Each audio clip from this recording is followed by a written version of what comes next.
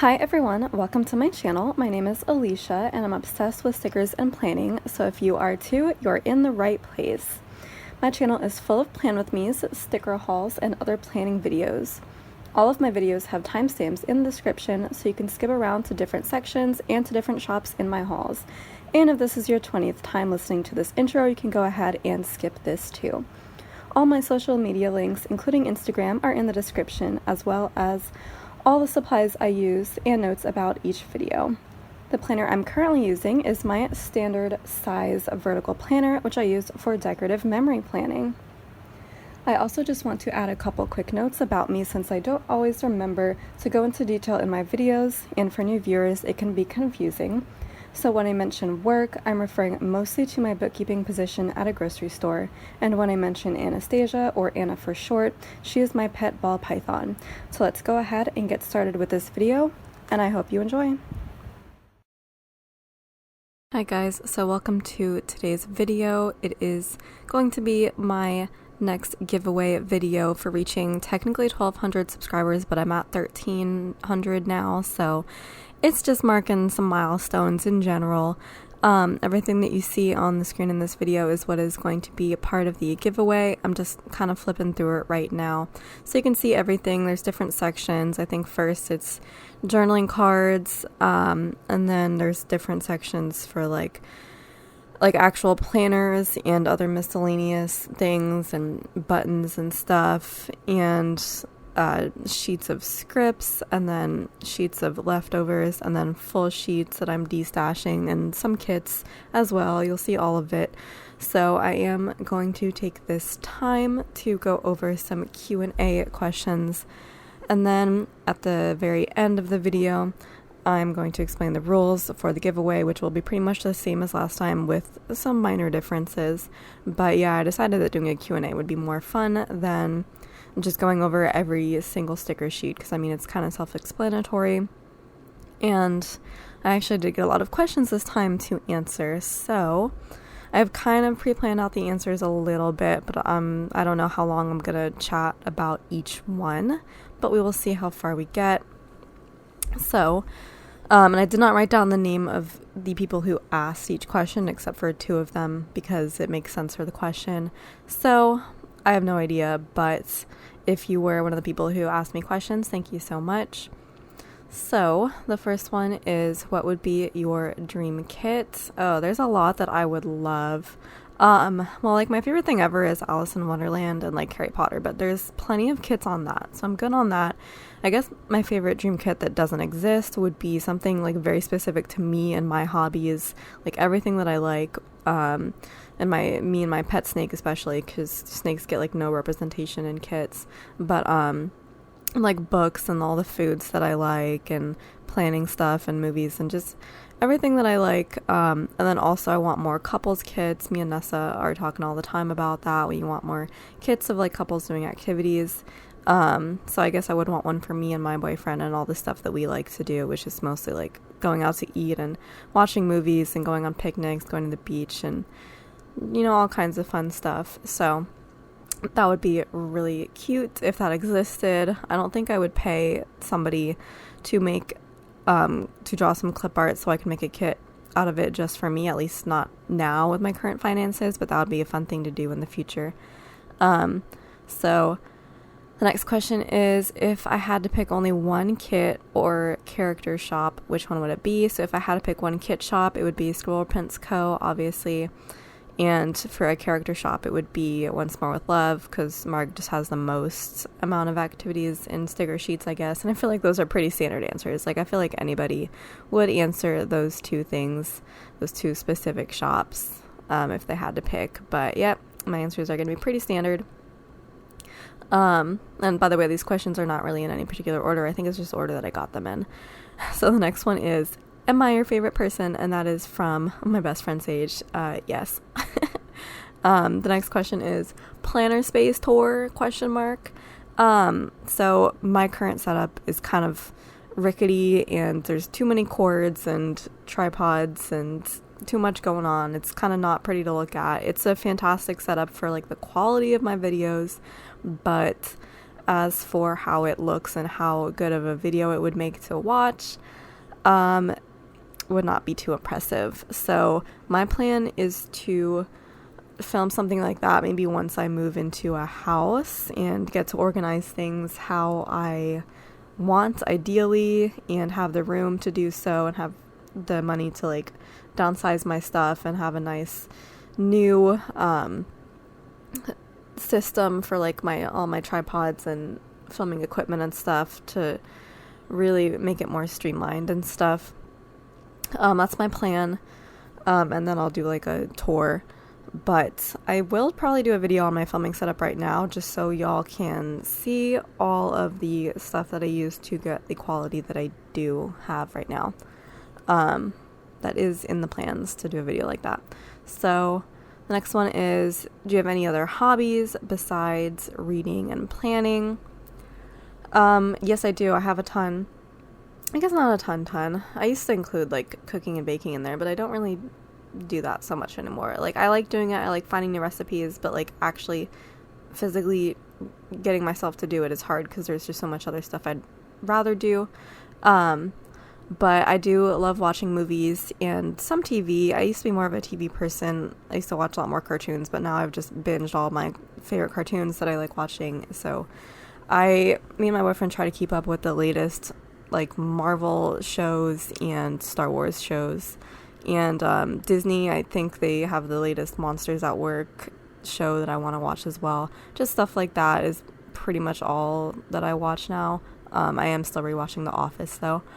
And then video games, I am getting back into that because I got a Switch, so playing a lot of games on that. And then I do play the piano, although currently the piano is at my parents' house, so I only play when I go there. And I do a lot of other crafting too. Well, I have done a lot of other crafting. My plan is to do more of it when I have more time to do so, but that never really happens. But I do still want to try to continue doing cross-stitching and making my own notebooks. Like binding notebooks like from scratch is really fun. So those are what I want to get back into at some point. I also did like needle felting for quite a bit. I still have all my felt, or all my wool rather. Okay, so the next question is, will you be a bookkeeper until you lose your sanity? Ha ha ha. No. Well, to be fair, working at a grocery store will make you lose your sanity within the first year. So it's kind of too late on that front. But as for the bookkeeping aspect of it, no, I don't plan to be in this job for much longer. It's a great job, but like there's a lot better situations out there. It's just really hard to get moving on that because I get comfortable where I am. I don't like change. Anyways, the next question is, are you planning to stay in California the rest of your life? So I was never planning on it. I don't even think I was planning to move out here. I was gonna, when I lived in Texas and I was finishing up college, my plan was to move to New York City and do like editing stuff. But those jobs are really hard to get, especially if you don't already live in New York City. So that never panned out. So I really just took the first opportunity to move out, and that happened to be out here in California where my friend was offering me to stay with him. And California is like super expensive, and I used to live here before in Irvine, so like I know how it is to live here. My plan wasn't really to come back here, but the opportunity presented itself, so I am just kind of here now. And I've always kind of still wanted to move elsewhere. I'm kind of open to the possibilities, and I'll talk about it in a later question, but I have a feeling that I still might stay in California for the rest of my life. It just might work out that way. Because if I do move in with my boyfriend, I think we might stay here. We'll find a cheaper place like Fresno we were looking at in California, but it just might turn out that we stay in California forever, and that would be fine with me. I feel like as long as we found a cheaper place, because there's a lot to do in California as opposed to other places. So I mean, I don't think I would mind that too much, but yeah, who knows. Okay, so next question is hair care routine. I am not the person to ask about that because I do not give a crap about hair care. I just never have really. It's a pain. I have a lot of curly hair. It's like medium curly. and I have a lot of it, and I shed like a dog, and I never get it cut because I don't like paying people to do something that I feel like is totally unnecessary. I think it's a scam to, oh, your hair grows better or faster if you cut off your split ends or whatever, and I'm pretty sure that's a scam. I don't know. I'm not about paying people to do something that I could do myself, and I did used to do myself for a couple years before I realized I wasn't seeing any benefits. I mean, maybe I wasn't looking properly, but I'm not about it. I also stopped taking vitamins too for that reason. But what I do basically is just once a week, I rinse my hair every day just with water briefly with my short morning shower before work. But once a week I actually go through it with shampoo, and then I comb it in the shower with the shampoo. And then once I come out of the shower, I kind of dry it off a little bit so my hair is damp, and then I put leave-in conditioner in, because I've heard that that's the better way to do conditioner, so that it actually stays in your hair instead of just rinsing it out. It can stay in there and actually work on your hair and making it better. And my hair actually does like look really good for those first 2 days after that wash, and then it starts getting matted immediately because I should be doing it more often, but I just don't have time in the mornings. So once a week it looks really good, and then the other days it's in a bun and nobody can tell, and it still looks good. Actually, keeping it in a bun all the time, even overnight, does like still make it look really good. It doesn't get like really all that frizzy. I don't know. Anyways, next question: what sparked your interest in snakes? So I've always kind of had a lot of odd little pets growing up. I used to live in Florida where wildlife abounds, and then Arizona where a different type of wildlife abounds. And California, pretty much the same as Arizona, and then Texas, which also has its own little critters outdoors. So I've always grown up with cats and dogs in the house, but I would also bring in little critters from outside. So I had, toad, slugs, frog, I guess frog and toad are the same thing, snapping turtle, once very briefly, snails. So in Texas I did actually get really obsessed with snails and did a ton of research, and then actually brought snails in from outside and had a little terrarium for them and did the whole thing. And then I was like, these are super boring. They're adorable. I love snails to this day, but they're really boring pets. And then after that I was like, it is unlikely that I will live in a place right after college or in college where I could get a cat, which is ultimately what I want. So I was looking into other options, and I was like, I've done the goldfish thing. They're also extremely boring. And you can't cuddle them. So I was just looking at other stuff. I just somehow started looking up snakes on the internet and about them as pets, and I was like, they're kind of cute. I love snakes. I've always loved the scary type creatures like sharks, alligators, reptiles in general, all that kind of stuff. Love them all.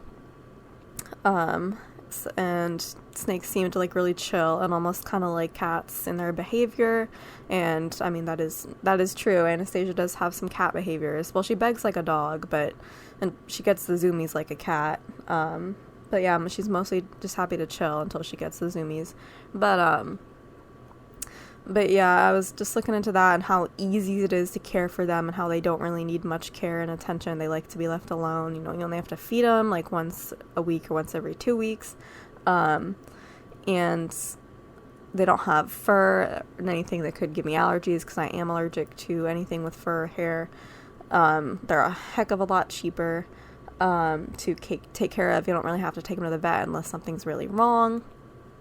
And I just was like, this might be the option, and it would be really bad ASS to own a snake, and everybody would either be scared of it or think I'm super cool, which is true. It's one of those two things usually when I tell people. I actually have met a lot of other people that are into snakes that way, though, that surprised me. But yeah, so just all the combination of all those factors, I was like, well, until the point at which I can get a cat, I think I might just have to make do with a snake. And so I put it together, the PowerPoint presentation. This was when I was in college, I think, or I think I was in high school actually. And I asked my parents if I could get a snake, and told them all the research, and they were like, when you move out on your own you can. And so I was in college and pets weren't allowed, so I was like, okay, the minute I move out on my own, I'm gonna make sure I get a place where I can get a snake. So when I moved out to California, I was sharing a condo with 5 other people, and I don't think pets were allowed there. But when I had to move from there, and moved to another place, I did make sure to look for a place that allowed pets. So, I did immediately get my snake, and one move later, I still have her, and she's doing great. She's doing a lot better now that I've upgraded her setup too. Okay, so really long tangent on that, but next question, favorite ice cream. I don't even think I thought about this question in a million years. When I was a kid, my favorite was rainbow sherbet, and I gotta say that's probably still true. I do like most ice creams, like I'll eat pretty much anything. I don't really get rainbow sherbet even that often, but I did get it the other day, and I was like, yep, this is still pretty bomb. So I like that. I do like Rocky Road now. There was like one Rocky Road in a pint that I got at my store that was really good because it had the almonds, I think, whatever they are, but they were like covered in chocolate. That just like brought it to the next level. It was so good. So that's pretty good too. I think that's my boyfriend's favorite. I don't remember exactly, but if I had to just pick one, I would just say rainbow sherbet, even though I guess that's sherbet, not really ice cream, but like who cares, it's the same thing. Okay, next question is, what foods do you eat from your culture? So I would say my culture is American. That's not my ethnicity. That's a later question that I will answer. But I've grown up in America. I was raised in America by Americans. So just American foods, I guess. I guess I'll just answer the later question right now so I can talk about it, which is, what is my ethnic background? That is Brazilian. I was born in Brazil, but I was adopted by Americans when my parents were living in Brazil, and they brought me back to Florida when I was only 9 months old. And so, yeah, I'm, pretty much as American as they come, except the way I look. I do look Brazilian. But yeah, I guess, since my parents did live in Brazil, my mom picked up some Brazilian dishes that I do like. Feijoada is one of them. If you go to like a Brazilian steakhouse, which they really abound in America. I love that. I love them so much. Feijoada you can get there. Pão de queijo you can also get there. The cheese bread, that's so good. You can even buy that frozen from your grocery store. Those are very delicious. And there's some other things. Brigadeiros, they're like little chocolate sweets, are also delicious. Yeah, there's a lot. I particularly like picadillo, even though I don't think that's Brazilian. I think that's Colombian, but I think also like other, Southern and Central American countries make it and probably have their own versions, but I really do like picadillo too. Anyways, yep. Next question is career aspirations. So, I think I've talked about it a few times. My dream is to like own my own business and just live off that. I don't think I would get super rich off of it, not like Squirrel Prince Co level, but like my dream would be to at least to survive on it. My own sticker shop business is my plan. So I do have a shop. I started it a while ago, probably a couple years ago. But like did not really put in the time to like really work on it. So I just kind of threw it up there back when I really didn't know much about the planning world and like didn't know much about drawing either clearly or anything. But like I've been saying for the past year or so, my dream is to revamp that and like actually get it going, get it legal and everything. And my dream is to do that this year. That's my resolution for this year, is to really get that off the ground, and I've already started the steps to that, redesigned my logo and everything.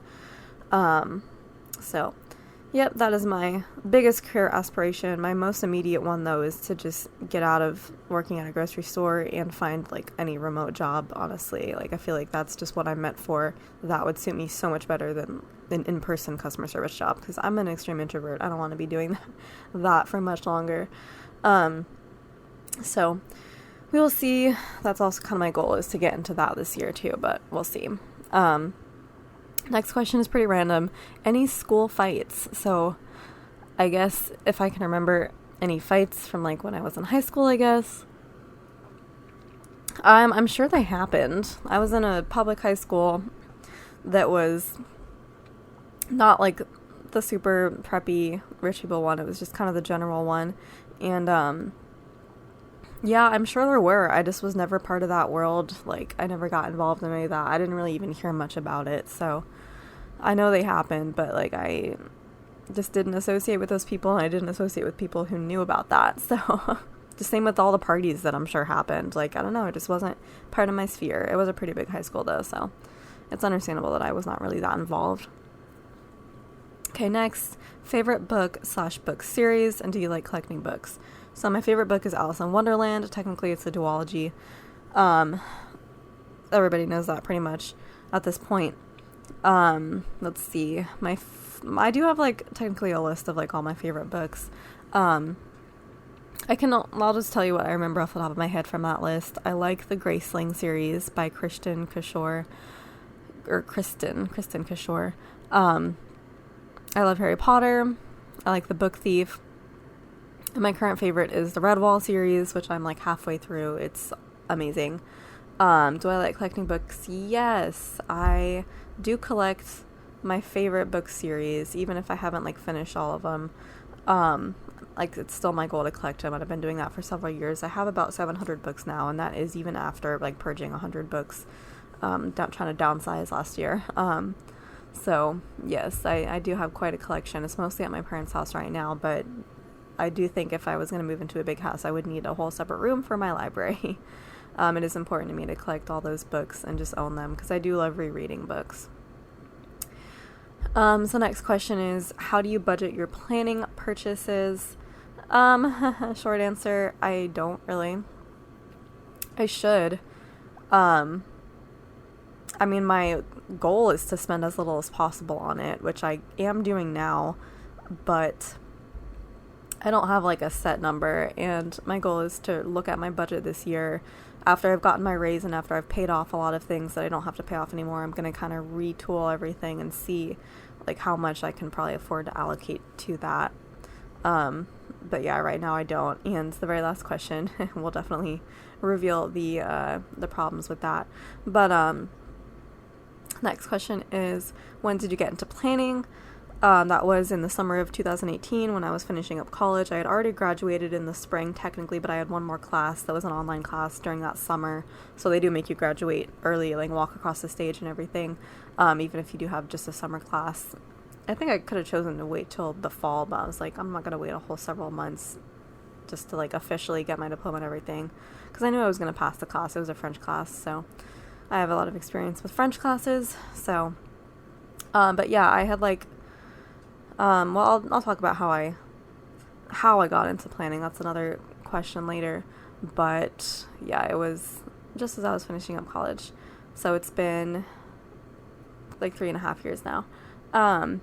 What is my favorite part of planning and my least favorite? My favorite is definitely the filming part, because I've done everything, all the hard work up until that point. So when I was going to say sit down to film, but I actually stand up to film.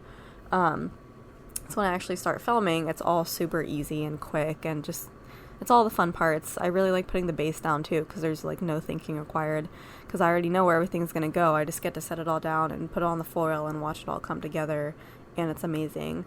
And that enjoyment has just skyrocketed exponentially since making my own foil, seeing all that come together after I've, planned so much about where everything is going to go. Just guesstimating, seeing it actually work out on the stickers is like amazing. So that's my favorite part. My least favorite is probably just the pre-planning process, because I use so many spreadsheets, and I love spreadsheets. I like putting it all together, but that's where all the thinking is, and it's a lot of math. It's a lot more math than I would expect.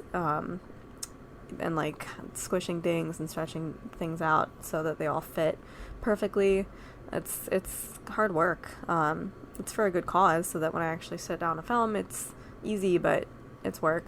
And then another thing I hate is when the stickers are too big.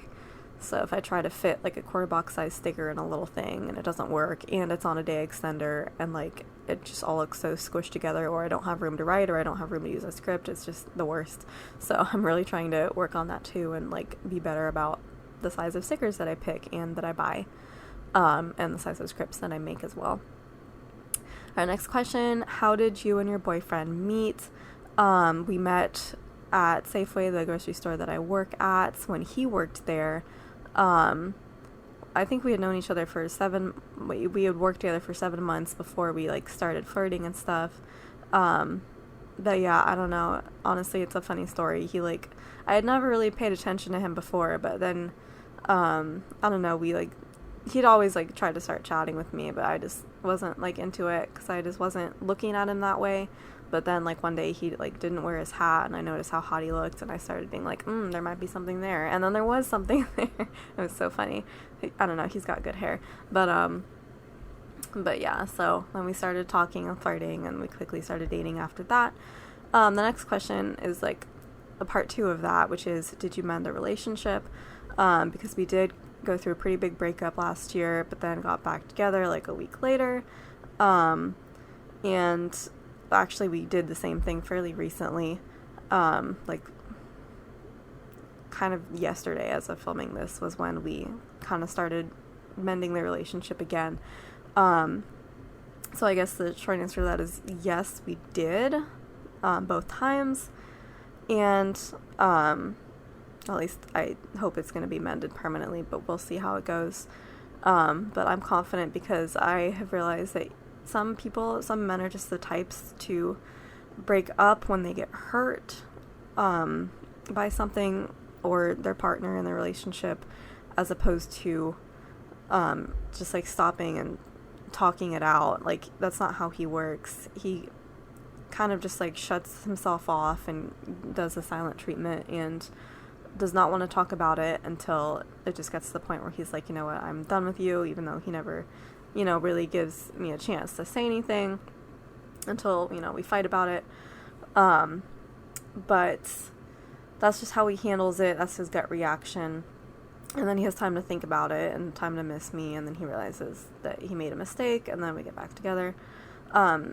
Some people are just like that, and my parents they were like that too. My dad apparently broke up with my mom 7 times before they got together and stayed together. They've been happily married for, like, I don't know, 30 years or something. By this point, they're still happily married, so it can work out. Some men are just like that, and some women are patient enough to be willing to work with that, which I am, because I know him, and I know that that's what he does. Like, I'm not terribly concerned about it. Even this time, like, I kind of knew it would happen again, and I kind of knew how it would turn out because I know him by this point, and that's just how he is, and I am willing to work with that. So that's where we are. So next question, any planner tea as in, like, gossip, I guess. I don't really have any, like, secret tea that y'all don't know about, like, nothing other than all the public tea that has happened over the years, which I do comment on, like, kind of briefly, usually in videos when it's relevant. This isn't really tea, but, like, something I've noticed recently is that a lot of icons are starting to look the same in the planner world, in the shops. I don't really know what exactly is the reasoning for this, but I've noticed that some of the new icons, doodles that have come from Scroll Prints Co. and Carly Plans and Sugar Pop Fizz all look kind of the same. I actually know for sure that 2 are the same icon from 2 different shops. So I don't necessarily think that anybody has advertised that they draw their icons, but I feel like there's an artist out there that they all use that has not been, like, officially announced. That's just my gut feeling. I don't know. It's not really tea, but it's just a little interesting to note. But yeah, I don't really get into the gossip side of things. But yeah, so next question, what got you into planning? So basically just watching YouTube videos. I've always been a crafter, and I've always been into YouTube as long as it's been around, really, as long as it's had its heyday. But yeah, I've got into a number of crafting hobbies because of YouTube videos, and planning was one of them. I think I was following somebody for polymer clay, which was my thing for the longest time before planning, and I think she had just started a transition to doing planning stuff too, and so I was like, that seems kind of cool. That would be fun to get into, like, when I'm out of college and when I have more time to actually do that and start making stuff, because I did have my Cricut machine at the time, so it's like I can make stuff, even though I didn't have the drawing skills, but I decided I could at least, to save some money. So that's what I did. I waited until college ended, and then I actually started getting into it. But yep, it was YouTube. And I didn't start getting into Instagram until, like, after that, a while after. So next question, my favorite holiday, Christmas, by far. I'm a huge Christmas person. Love it. Everyone else seems to love Halloween. Some people do love Christmas. But yeah, I don't know. I'm not really a Halloween person. I'm 100% a Christmas fanatic. I wish the Christmas season would be like half the year at this point, honestly. I think it will at some point. So next question, where would you live if you could live anywhere? So this was kind of what I was talking about earlier, where I would move if not California. My plan has always been kind of to be like on the East Coast, because I feel at heart like I'm more of an East Coaster than a West Coaster. But all the bad weather seems to be on, well, I mean, we get fires here in California, we get everything in California too, but the East Coast, they get like hurricanes and snowstorms and stuff that we don't get. So I would like to be somewhere where it's north enough to have seasons, proper seasons, but like not where everything's too extreme, and not where all the bad weather is, and preferably not tornadoes either. I don't think I've ever lived in a place that has tornadoes, but I would not like to. So yeah, I don't know if such a magical place exists, but that would be the dream. Anyways, next question. First shop I bought from. So when I started out, I bought a lot of printable shops because I could just print off the kits for myself and cut them and everything, and that's what I did. So I did like bring a list of where some of my first spreads were from. I don't know how many of these shops are still active, and I don't buy from them anymore. It's weird. I've like started making a whole bunch of other kinds of stickers, but kits I will still prefer to buy printed rather than printable. I just think the formats are better, and just everything's better. Quality's definitely better. But those shops were Design Lovely Studio, Plannerology Studio, Planning Inspired, Bling Bling Planner, Paper and Gumption, and Isha B Prints. That's where a lot of my early spreads were from. Next question, how'd you like the Bay Area? I like it. There's a lot to do. There's a lot in the vicinity here. You know, I live in Santa Cruz. We've got the beach and the boardwalk. You go up to San Francisco. There's everything up there. You know, we're kind of a short drive from Six Flags. We're a longer drive from Disney, but it's, you know, it's there. It's just a great place to do things. You know, we got Monterey, we got Davenport, we got San Jose. There's a lot of cities around here where there's stuff to do. You go to Watsonville, there's all those farms out there, you get some good produce. That's where my boyfriend lives, in Watsonville. There's a lot to do, but yeah, definitely is reflected in the price of living here. Okay, so next question is from my other planner bestie, Nessa, and that is, what's your favorite thing about me? Oh my gosh, you guys, y'all are using this to make it all about you, clearly. No, I love you guys. So my favorite things about you, girl, are that you are like almost too kind and generous. And I know you say that about me, but like, girl, you started it. It's you first. And you're super supportive, and you've helped me through a lot. And yeah, I feel like we're secretly twins with like how often we're like on the same wavelength, or how often we discover stuff that we have in common. It's like crazy. Like, I really want to visit you in Canada. It'd be so fun. So next question, if you could decide how many kids would you have and which gender? So I've always kind of had a plan for that. It would be nice to have one boy and one girl, 2 years apart about. I feel like that would be pretty good, pretty standard to have a variety. Get the experience of raising both. However, if it works out with my boyfriend, he already has a daughter who is 10, and currently we're still going through a custody nightmare. But on paper he does have custody. So, you know, if we start to raise her as a family, you know, I already got a girl, and she's amazing. I don't know if I would want to have 1 or 2 kids in addition to her, though. We would definitely have at least 1, but I don't know about 3 kids. I feel like 3 might be too many, but I don't know. We'll see what that 1 kid that we get is. So next question, any advice for new bookkeepers? Is your education background in finance? Are you mostly bookkeeping nowadays? I think these might have come from separate people. So my education background is in English literature, not finance at all, which is interesting. But I mean, I tried to get jobs in that, and then like there were very few, and the ones that I wanted were not offered to me. So I kind of had to pivot. So here I am. I am mostly bookkeeping. Well, I'm 100% bookkeeping. That's like my job, full time. It is for a grocery store, though. It's not like bookkeeping for pretty much any other company, like a real, you know, office job. It's not really like that. It is like accounting stuff, but the grocery store is a whole different world. Any advice for new bookkeepers? Well, I mean, I guess I can speak generally to what would apply to all kinds of bookkeeping, but well, actually this would apply to all kinds of jobs in general, but you got to get good at problem solving. And if you can't solve a problem, you have to know who to ask about it, who to ask for advice. You can't just say, I don't know. If there's a lot of money missing and you need to find out where it is, like, you can't just say, I don't know. You have to figure it out. So, you know, use your network, use your resources. Know who knows what, because, you know, you might have somebody that, you know, your boss tells you to ask if you have questions about this, but they might not actually be a good resource for that. So you got to poke around and find out who actually knows what. I feel like especially at grocery stores, it's like a lot of people don't know other people's jobs. A lot of management, they do not know the department's jobs as well as you would like. So sometimes they're not going to be your best bet. You're going to have to ask around at other stores. You're going to have to ask corporate. When corporate doesn't respond to you, you're going to have to know who to go to. You just got to know all that, and experience is a great teacher for that. I feel like I know pretty much everything after 3 years of doing this. Like, I can handle 99% of situations, and that one that I don't know off the top of my head, I can figure it out pretty quickly and then just add that to my arsenal of knowledge.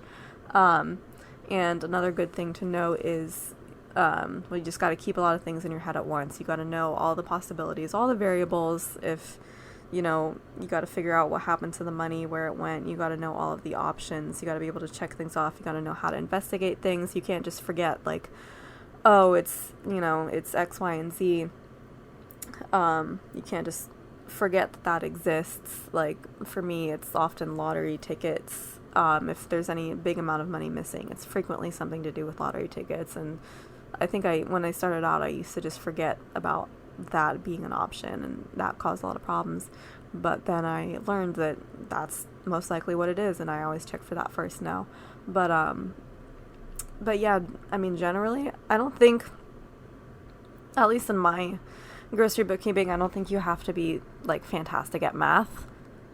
I mean, that's what a calculator is for. You just have to know how to use the calculator. But it's more problem solving than, like, actual math, at least in my experience. So, next question. What are some assumptions people have about you? So, let's see. Based on the way I look, a lot of people assume that I'm a different ethnicity than I am. A lot of people think I'm, like, Mexican or even black, even though I'm Brazilian. Because, I mean, who do you know is Brazilian? Not many people. So that's not what people often think. But they do assume that I speak a different language a lot of the time. A lot of people, well, I mean, I live in an area where there's a lot of Spanish speakers, so a lot of people assume I speak Spanish because I have, you know, a darker skin tone. So yeah, that quickly gets corrected. I am not good with other languages. I can't even, like, muddle through. I really cannot. I just phrase up.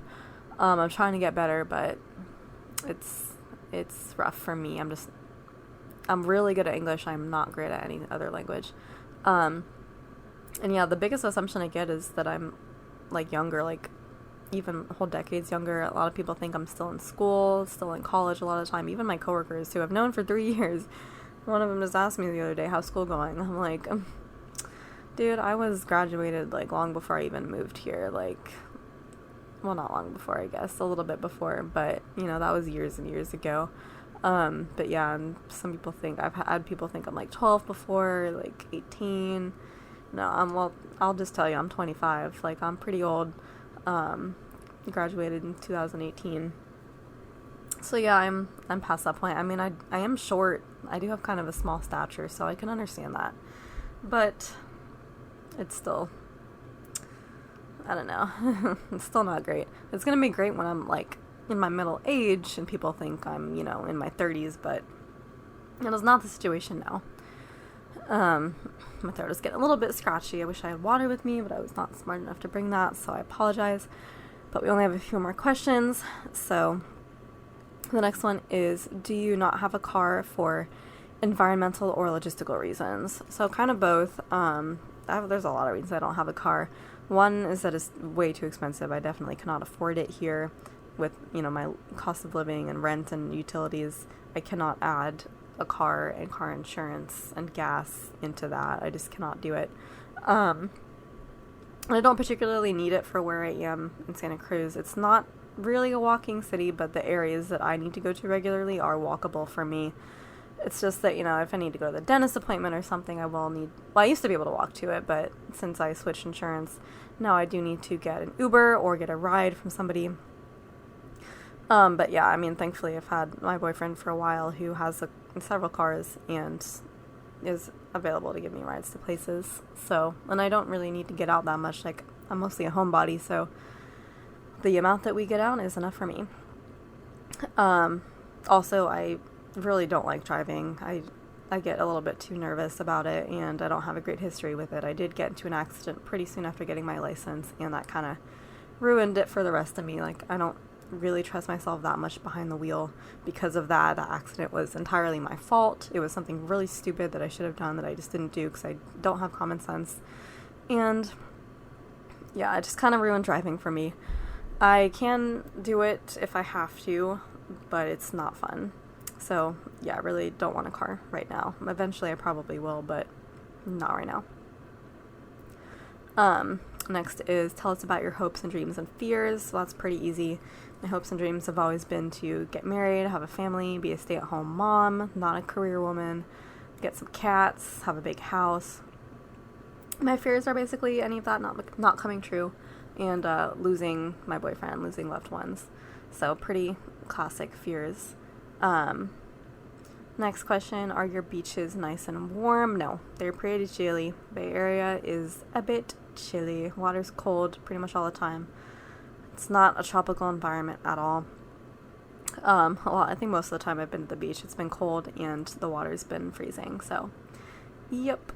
The beaches are still nice, but it's not like tropical, it's not Florida or anything.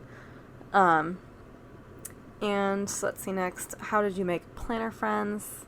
Instagram messages. Yeah, just people. Well, actually, I think Nessa was her responding to my story and then us just starting to talk. And then in Sage, it was me responding to her story, like when she was going through it, and I was like being supportive, and then we just started to talk after that. So yep, Instagram messages are a great way to meet people, and I do have really great interactions with a lot of you guys on Instagram, and I'm trying to get more into it and more active, so I really appreciate that kind of community that we have. I love that so much. And then the last question, oh boy, what would you value your sticker/washi collection at? Okay, so I actually have the numbers on this because I do keep track of this in my budget. I do have a line item for stickers and planning supplies in general. So this does include, actual planners and other stuff. It does not include like sticker paper though. I count that as a different thing. So just any planning supply will fall into this category. So I know how much I've spent on it since the beginning. Because I did actually start budgeting, I think a little bit before I started buying stickers. So I do have that info. I did not actually bother to add up the numbers exactly, and I know that it's not accurate because the last few weeks I have not added to the budget, and future purchases like that I've done through like Klarna and Afterpay and stuff that have not shown up in my credit statement yet. Those are not in there, but roughly it's what I've spent is about $35,000. It might be closer to $40,000. It's between $30,000 and $40,000, which is insane, and I do not recommend that. And that is what happens when you don't have a planner budget, and that is how you get into debt. And yeah, that's really been the source of my debt for the past few years, and it's been rough, but I have still managed to pay it off somehow. But yeah, that's more than my salary for a year, so that's not great. And a lot of this stuff, like, I feel like I'm not even going to use now because I'm transitioning away from buying foil and making foil, and now I'm left with all this foil. So, and I do have more kits that I'll probably be able to use in my life, but that's the truth of it. That's how much it is. It's insane. Don't recommend it. That's not goals. That's, debt is not a goal. But yeah, that's where I'm at. And so yeah, that is all of the questions that I got for this round. I might do this again at some points, but I think that pretty much like covers my whole life story for y'all anyway. But yeah, so now let's get into the actual giveaway rules and everything. One thing I forgot to mention last time is that I want this to be just a US only giveaway. It's just the cost of shipping is too expensive for other countries, so US only, I feel like that's pretty common. And I'm keeping it much simpler this time. There's only 2 possible entries you can get. You can enter either on YouTube or on Instagram. That's the same as last time. I will put up an Instagram post for this giveaway. Just, pick one. You don't have to do both. I guess if you're hearing this, you're probably just going to do it on YouTube.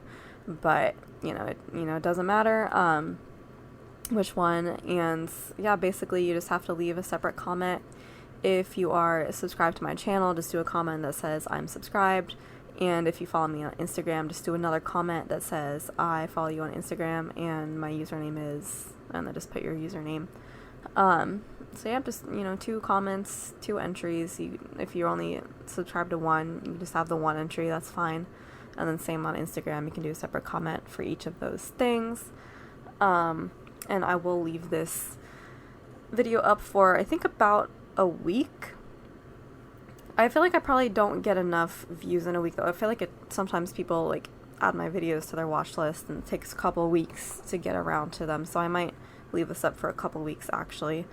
Yeah, we'll just go with that. We'll go for a couple weeks, and yeah, it should be pretty easy for me to tally everything by hand because I don't get that many entries usually, so you'll have pretty good chances. But yep, once I randomly draw your name, I will reply to your comments on Instagram, well, on YouTube, or if I choose you on Instagram, yeah, I guess if you have a comment on Instagram and I can find your handle and everything, I might just DM you, and I will give you my email, and then you can email me your address and everything, and I will send it off to you. But yeah, there's a lot of good stuff in this Destash box. It's going to be great for new planners who maybe don't have too much. There's, probably a lot in here that you won't be able to use either, but you can just pass that on or throw it away. A lot of the stuff was Destash to me, and I know I'm not going to use it. But you might get some use out of it, and it's free, so so have fun with that. If you win, good luck to you. And yeah, I think we're just going to go ahead and wrap that video now. Thank you so much for watching. If you want to comment, subscribe, and share, that would be wonderful. And I will see you in the next video. Ciao, ciao.